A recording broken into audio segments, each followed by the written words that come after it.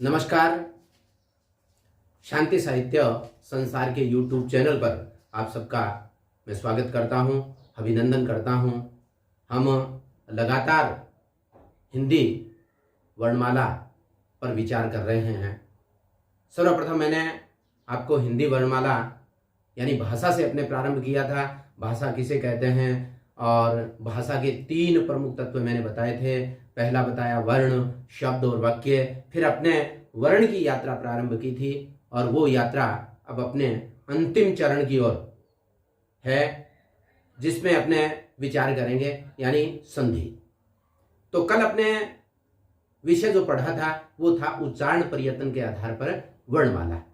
उसके पहले अपने पढ़ा उच्चारण स्थान के आधार पर वर्णमाला के भेद, और पहले अपने पढ़ा प्राणत्व के आधार पर वर्णमाला के भेद, और उससे पहले पढ़ा अपने घोषत्व के आधार पर वर्णमाला के भेद।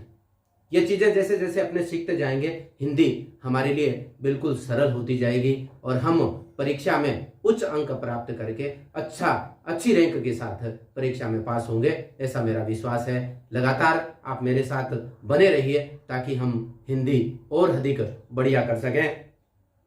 तो कल अपने पढ़ा था उच्चारण प्रयत्न के आधार पर वर्णमाला के भेद। 8 बताए थे मैंने, और 8 कौन कौन से बताए थे एक बार पुनः मैं उसका थोड़ा दोहरान कर देता हूं। जो सबसे पहले मैंने बताया था स्पर्शी वो होते हैं कै से लेकर के कै से मैं तक। फिर मैंने बताया स्पर्श संघर्षी। क्या बताया? स्पर्श संघर्षी, जो क्या होता है? चय वर्ग। क्या होता है? चय वर्ग। उसके पश्चात मैंने बताया आपको अर्धस्वर। क्या बताया? अर्धस्वर, जो कि 2 होते हैं, ये और वे। फिर मैंने बताया आपको लुंठित। क्या बताया? लुंठित, और लुंठित क्या होता है? रे। फिर मैंने बताया आपको पार्श्विक। क्या बताया? पार्श्विक, और पार्श्विक क्या होता है? ले। पार्श्विक क्या होता है? ले। उसके पश्चात नासिक्य। क्या बताए? नासिक्य यानी कैचटतप का पंचम वर्ण। कैचटतप का पंचम वर्ण, ये क्या बताया था मैंने? नासिक्य। फिर बताए उत्क्षिप्त, जो कि मैंने बताया डड़ और ढड़। ठीक है ना? डड़ और धड़, जिसका एक नाम मैंने बताया था आपको कंपन जात,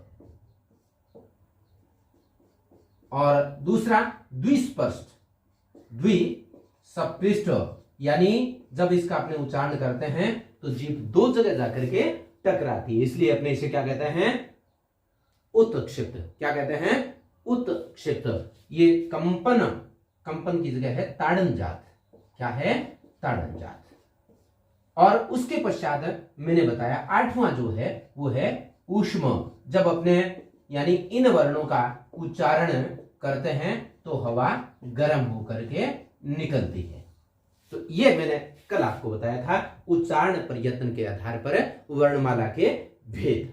अब आगे की यात्रा अपने शुरू करते हैं, और जो वर्ण की माने तो अंतिम यात्रा भी है, और वो है संधि। विद्यार्थी सर्वाधिक कठिन विषय से मानते हैं, लेकिन ऐसा है नहीं। ये सबसे सरल है आपकी भाषा पर पकड़ के लिए। संधि के टॉपिक पर भी आपकी पकड़ होनी चाहिए। इसके लिए एक तो आपकी शब्दावली बढ़िया हो। क्या हो? शब्दावली बढ़िया हो। आपके पास शब्द भंडार जितना बढ़िया होगा, भाषा उतनी आपकी बढ़िया बनती जाएगी। तो आज अपने टॉपिक शुरू करते हैं, वो करते हैं संधि। क्या करते हैं? संधि। और संधि सबसे पहले कहते किसे हैं? देखो, सीधी सी छोटी सी परिभाषा की बात करें तो वर्णों के मेल से उत्पन्न विकार को यानी जब दो वर्ण नजदीक आते हैं, जब 2 वर्ण नजदीक आते हैं तो उनकी ध्वनि परिवर्तन होती है। वो क्या है? संधि। वर्णों के मेल से उत्पन्न विकार को विकार को संधि कहते हैं। विकार को क्या कहते हैं? संधि, संधि कहते हैं। अब संधि के भेद 3 हैं। संधि के प्रमुख भेद 3 हैं। संधि के प्रमुख 3 भेद हैं।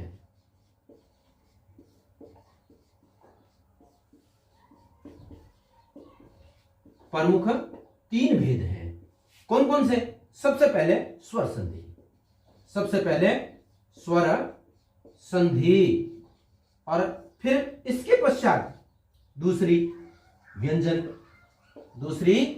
व्यंजन संधि, और तीसरी है वो है विसर्ग। तीसरी है वो क्या है? विसर्ग संधि। तीसरी है वो क्या है? विसर्ग संधि है। उसके पश्चात इसका जो पहला यानी पहला जो भाग है वो स्वर संधि। क्या है? स्वर संधि। अब स्वर संधि, स्वर संधि, सबसे पहले स्वर संधि कहते किसे हैं? देखो, स्वर संधि में क्या होता है? स्वर का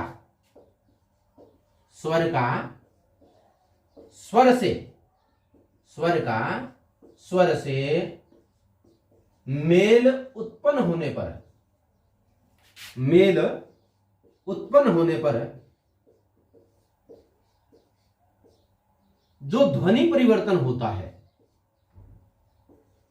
जो ध्वनि परिवर्तन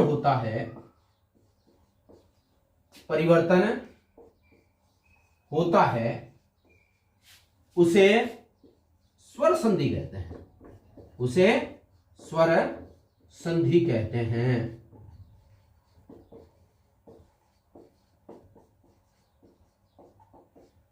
देखो, इसमें क्या होता है? स्वर होगा और उसके पश्चात भी क्या होगा? स्वर होगा। क्या होगा? स्वर होगा। यानी स्वर और फिर भी उसके पश्चात भी क्या होगा? स्वर होगा।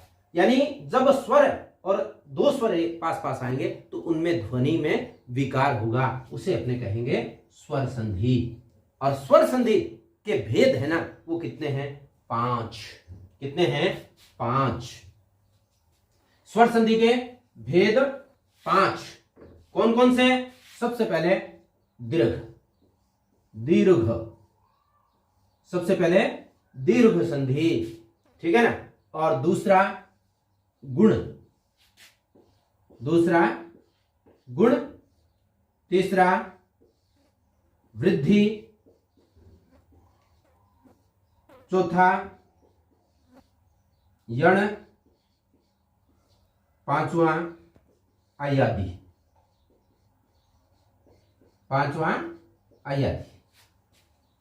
स्वर संधि के भेद 5 हैं। एक तो दीर्घ, दूसरा गुण, तीसरा वृद्धि, चौथा यण और पांचवा अयादि।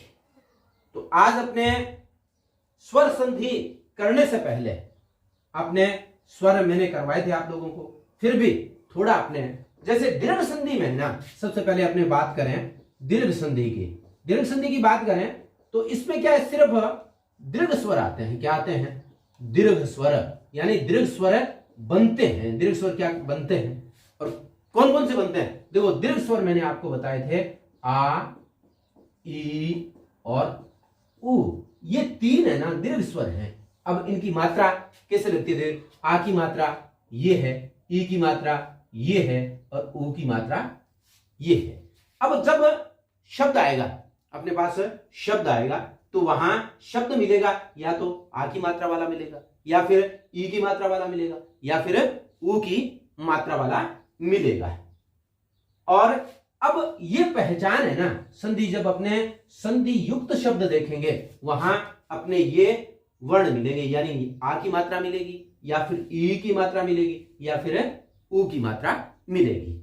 ये अपने जब पढ़ा था ना, तब अपने स्वर जब अपने किए थे तब अपने ये चीज काम आई थी। फिर देखो, अपने इसके पश्चात आती है गुण संधि में क्या होता है?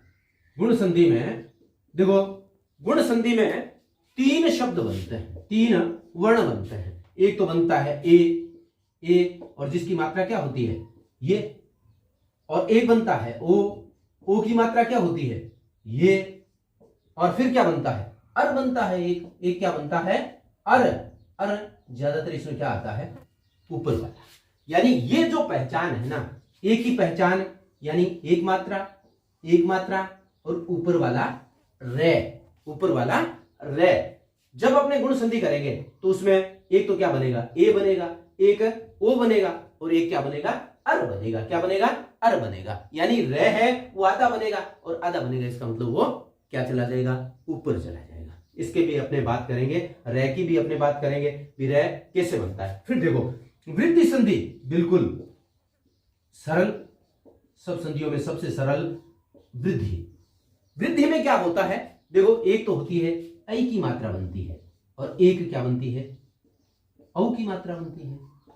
अब देखो ऐ की मात्रा का मतलब, देखो यहां थोड़ा सा अपने जरूर विद्यार्थी भ्रमित रहेंगे क्योंकि इस पे एक मात्रा है, लेकिन जब किसी वर्ण पे अपने लगाते हैं इसके वर्ण पे लगाते हैं तो ये बनेगा क्या बनेगा कै और ऐ, तो कई बनेगा। क्या बनेगा कई बनेगा, यानी दो मात्राएं आएगी इसमें। क्या आएंगी दो मात्राएं आएंगी, है ना। और इसी प्रकार औ में अपने कोई दिक्कत है नहीं, है ना। औ में तो ये होता है ना। तो ये इस संधि की क्या हो गई पहचान हो गई, किसकी वृद्धि संधि की पहचान। किसकी पहचान होगी वृद्धि संधि की। उसके पश्चात देखो आता है अपने यण संधि। क्या आता है यण संधि। और यण संधि में बनता क्या है, एक तो ये बनता है, एक वे बनता है और एक रे बनता है। क्या बनता है ये वे और रे। जैसा मैंने बताया था अर्धस्वर, ये क्या है अर्धस्वर है। ये तो जैसे मैंने आप लोगों को बताया था ई और किससे बनता है ऐसे बनता है, और वह किससे बनता है ऊ और ऐसे बनता है, और ये बनेगा आपका री और ऐसे, री और ऐसे। जब ये बनाते हैं अपने, क्योंकि ये व्यंजन ये संधि है ना, जब ये बनाते हैं अपने ये बनेगा, तो ये से पहले जब अपने बनाएंगे ना संधि शब्द बनाएंगे तब आधा अक्षर आएगा। पहले क्या आएगा आधा अक्षर, और वैसे भी पहले अपने क्या मिलेगा आधा अक्षर मिलेगा। रे से भी पहले क्या मिलेगा आधा अक्षर मिलेगा। रे से भी पहले क्या मिलेगा आधा अक्षर मिलेगा, ठीक है ना। रे से भी पहले क्या मिलेगा आधा अक्षर मिलेगा। फिर आती है अपनी अयादी। देखो अयादी का मतलब क्या है, देखो संधि के नाम से ही पता चल जाएगा। अये आदि बनते हैं, यानी क्या बनता है अये बनता है, आय बनता है, और अब बनता है, और आव बनता है। क्या बनता है आव बनता है। तो ये बातें अपने थोड़ी सी, यानी संधि की बड़ी बड़ी बातें हैं वो अपने ध्यान रखेंगे, लेकिन अपने अब एक एक टॉपिक को क्लियर करेंगे। उससे पहले एक छोटा सा विषय है वर्ण विच्छेद का। किसका वर्ण विच्छेद का। वो चीजें अपने दिमाग में बिल्कुल क्लियर होनी चाहिए ताकि अपने फिर कहीं संधि करने में दिक्कत नहीं आए। जैसे अपने एक शब्द लिखा है भवन। क्या लिखा है भवन। इसका अपने क्या करें वर्ण विच्छेद करें। देखो वर्ण विच्छेद करेंगे ना तो व्यंजन तभी पूरा है जब उसमें स्वर शामिल हो। तो भय, और भय के बाद ए, और फिर वे, और वे के बाद ए, और फिर न, और फिर ए। ये क्या बन गया भवन। क्या बन गया भवन बन गया, ठीक है। फिर अपने जैसे लिखा पत्रिका। क्या लिखा पत्रिका। अब ये ए है ना, अपने जब अपने दीर्घ संधि करेंगे ना तब ये चीजें अपने काम आएगी। यानी अंतिम जो अक्षर है, यानी वो है कौन सा, यानी इसमें स्वर है। क्या है ये शब्द जो होंगे ना वो स्वरांत होंगे। क्या होंगे स्वरांत। जैसे पत्रिका पे, पे के बाद ए, फिर तय है। देखो तय है वो आधा है। रे, और रे के बाद मात्रा कौन सी बड़ी, और फिर कै, और फिर आ पत्रिका। फिर देखो एक पक्ष। देखो पे, ए, और ये क्या है संयुक्त व्यंजन है, और बनता किससे है कै, श और ए से, ठीक है। फिर जैसे ये शब्द लिखा आपने जे, ये, आ, ने, और ए, ज्ञान। और फिर अपने जैसे एक शब्द लिखा कृमि। अब देखो यहां मात्रा लगी तो पहले है, इस देखो एक तो यहां अपने ए में थोड़ी सी दिक्कत आती है, एक इस मात्रा में दिक्कत आती है, क्योंकि ये लगी तो पहले है, लिखी बाद में जाती है। ये थोड़ा सा अपने कै और कै के बाद क्या आएगा री। री भी क्या है, मैंने बताया था आपको स्वर है, और री की मात्रा क्या है ये भी आप थोड़ा सा, ये री की है वो मात्रा है, री की क्या है मात्रा है। प्री और फिर मैं, और मैं के बाद क्या आ गया छोटी मात्रा ई, कृमि। क्या बन गया कृमि। अब एक देखो कृषक, कै के बाद क्या आ गया री, कै के बाद क्या आ गया री, और फिर शे, और फिर ए, और फिर कै, और फिर ए, ये बन गया कृषक। क्या बन गया कृषक।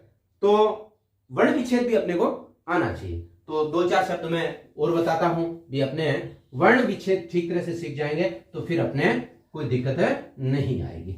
जैसे अपने शब्द लिखा राम, क्या लिखा राम, है ना। तो रे, आ, मैं और ए, यानी ये जब अपने कोई भी, जब अपने जैसे यू लिखेंगे राम प्लस अवतार, राम प्लस अवतार, यहां अपने व्यंजन दिखाई दे रहा है, स्वर दिखाई नहीं दे रहा। तो वो स्वर, क्योंकि संधि तो कौन सी होगी, क्योंकि अपने को ये ध्यान में रखना पड़ेगा कि इस मैं में ए भी है। इस मैं का वर्ण विच्छेद अपने जब करेंगे तो क्या आएगा मैं और ए।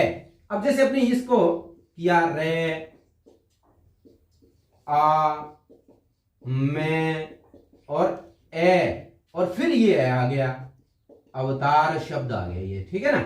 जब ये दोनों वर्ण यानी दोनों क्या है स्वर है, पास पास आए, ध्वनि विकार होगा, ध्वनि विकार होगा तो ये क्या बनेगा आ बनेगा। क्या बनेगा आ बनेगा। तो अपने यहां करेंगे राम प्लस आ होगा, क्या होगा आ होगा, और फिर वतार शब्द तो है ही, तो ये शब्द बनेगा वो बनेगा रामा अवतार। क्या बनेगा रामावतार। तो इस प्रकार अपने वर्ण विच्छेद वो अपने काम आएगा।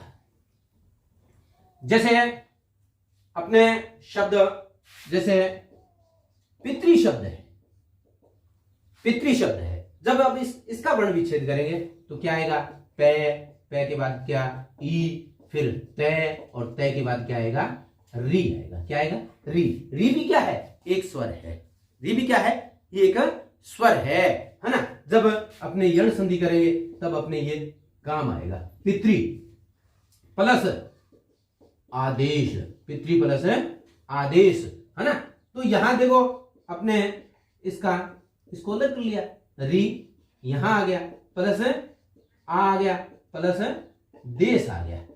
अब देखो यहां रियोरा, रियोरा, देखो ये ध्वनि विकार है। जब बिल्कुल नजदीक नजदीक आते हैं अपने लगातार बोले तो वो शब्द निकल भी जाता है, रिया रिया रिया रिया रिया रिया, तो रा शब्द है वो निकल के आएगा, ठीक है ना। वो रा शब्द वो निकल करके आएगा। तो ये क्या बनेगा पी, पित तो हो गया, इसका क्या बन गया रा, और ये क्या बन गया देश, तो ये क्या बन गया पित्रादेश। क्या बन गया पित्रादेश। तो ये था वर्ण विच्छेद का टॉपिक। क्या था वर्ण विच्छेद का टॉपिक। तो वर्ण विच्छेद के बाद अपनी आएगी संधि, और कल से अपने संधि प्रारंभ करेंगे, और वो प्रारंभ करेंगे किससे दीर्घ से। किससे प्रारंभ करेंगे दीर्घ से, ठीक है ना। तो इस कल अपने इन जो आज टॉपिक पढ़े हैं इनको तैयार करके आप आएंगे ताकि हम इसको ठीक तरह से कर सकें। तो आप मेरे साथ लगातार बनते रहिए, मेहनत करते रहिए, यानी बिना मेहनत के कुछ नहीं होता। संस्कृत में एक श्लोक है, उद्यमेन हि सिद्ध्यन्ति कार्याणि न मनोरथे न हि सुप्तस्य सिंहस्य परविशन्ति मुखे मृगा।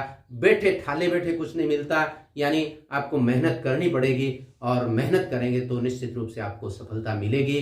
लगातार मेरे साथ बने रहिए, शांति साहित्य संसार के YouTube चैनल को देखते रहिए। धन्यवाद। और यदि आपको मेरी बातें ठीक लगती हों तो आप जरूर इसको लाइक करें, शेयर करें और सब्सक्राइब करें। जय हिंद, जय भारत।